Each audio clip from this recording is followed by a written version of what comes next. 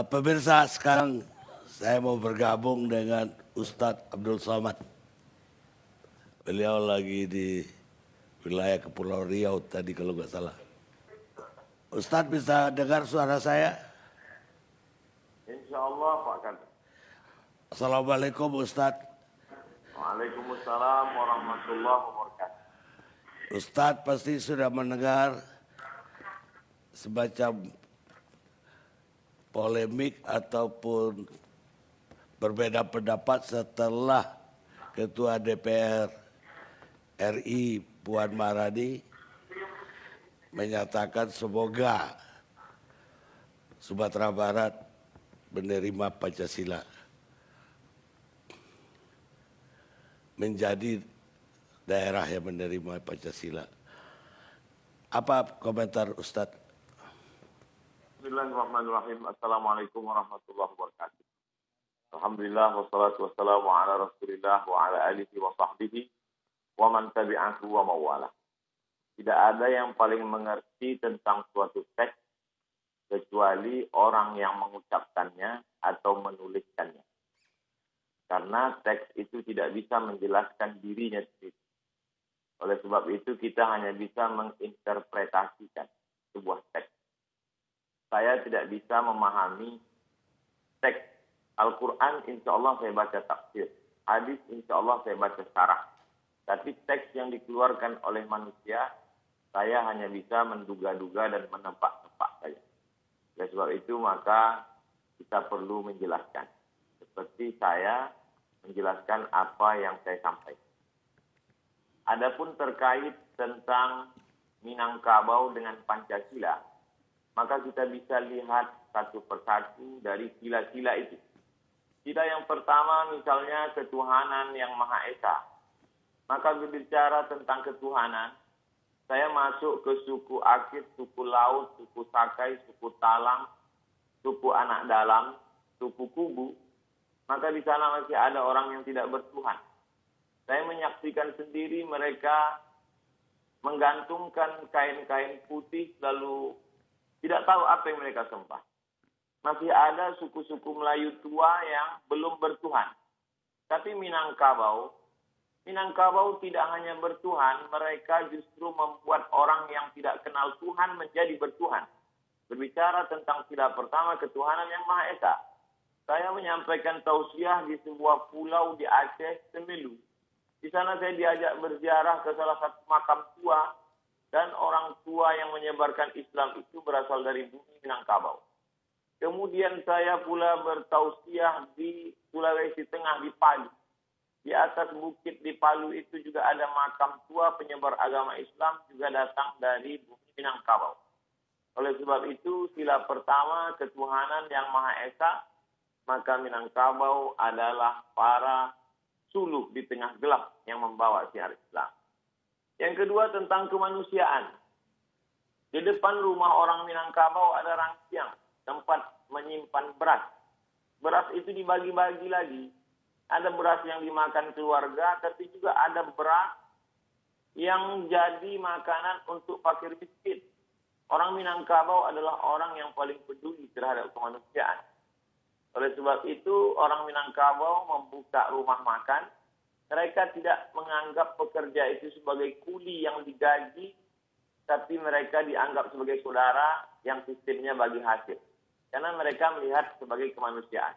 Itu maka rumah makan berkembang pesat yang hari ini dia menjadi tukang angkat piring. Tahun depan dia insya Allah akan punya rumah makan. Kemanusiaan. Tentang persatuan Indonesia, orang Minangkabau amat sangat cukup rukun dan syarat untuk membuat sebuah negara.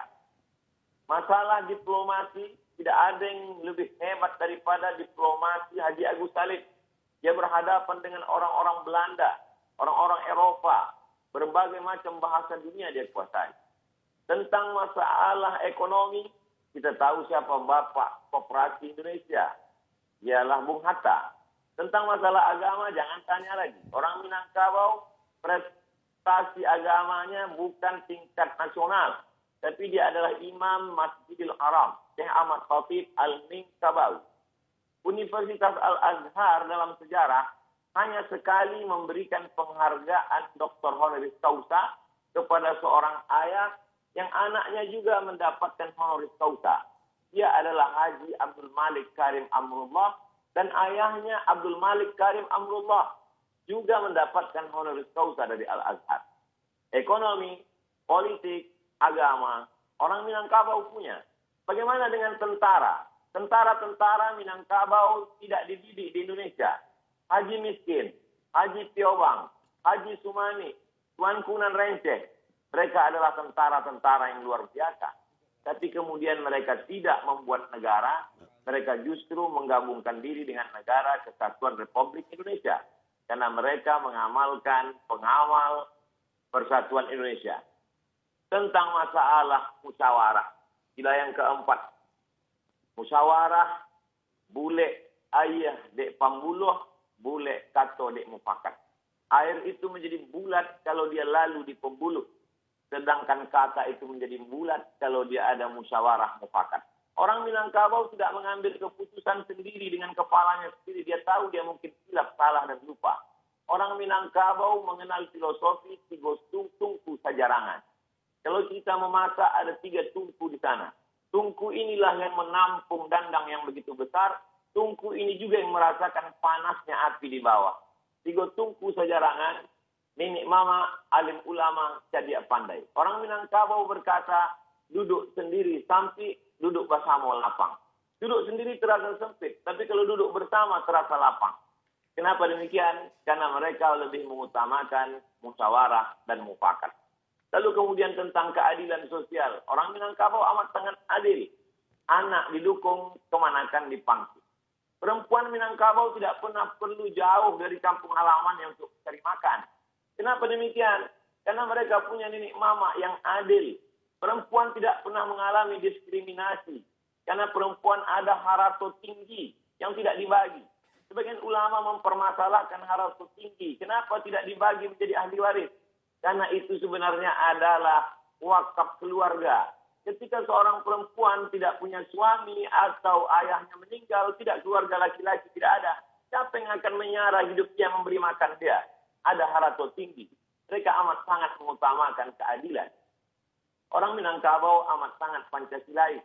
Mana buktinya? Dari mulai Sabang sampai Papua. Pesawat saya mendarat di Sorong. Begitu turun saya di airport, tangan melambai dari jauh. Saya suruh dia mendekat ke mobil saya tanya, ada apa? Ambo urang payakumbuh. Betapa jauh tempat kita memandang, tapi orang Minangkabau sampai juga ke sana. Saya diminta untuk memberikan sepatah 2 patah kata untuk penggalangan dana Surau Sydney namanya.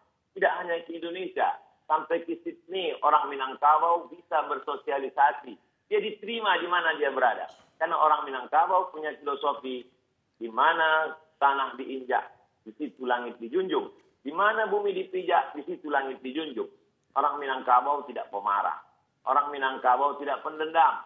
Orang Minangkabau bagaimana berdebat hebatnya Muhammad Yamin dengan Buya Hamka.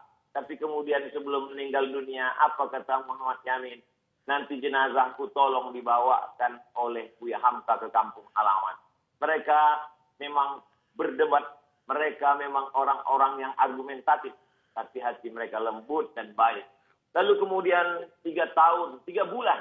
Kalau kita merdeka 17 Agustus, 3 bulan sebelum itu, 29 Mei 1945, maka Muhammad Yamin, putra Minangkabau, sudah menyuarakan tentang pri kebangsaan, kemudian pri kemanusiaan. Setelah itu lalu kemudian pri ketuhanan, pri kemasyarakatan, lalu kemudian kesejahteraan dan sosial. Jadi embrio pemikiran Pancasila itu berawal bermuara dari Minangkabau.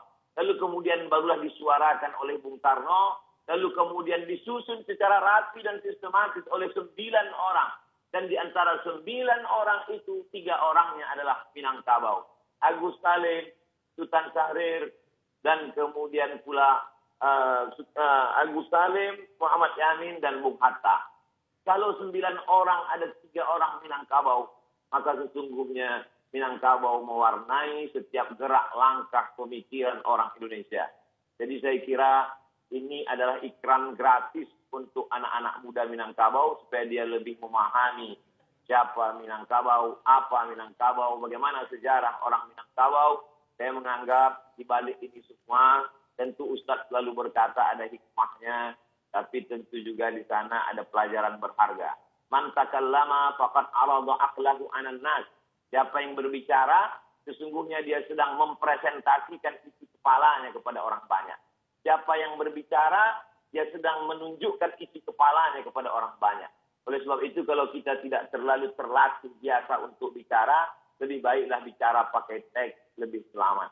Karena kita pun memang sudah terbiasa berbicara pakai teks dari dulu sampai sekarang.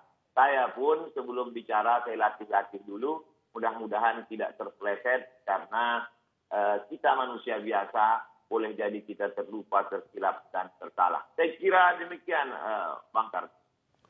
Terima kasih banyak Ustadz sudah bergabung bersama kami.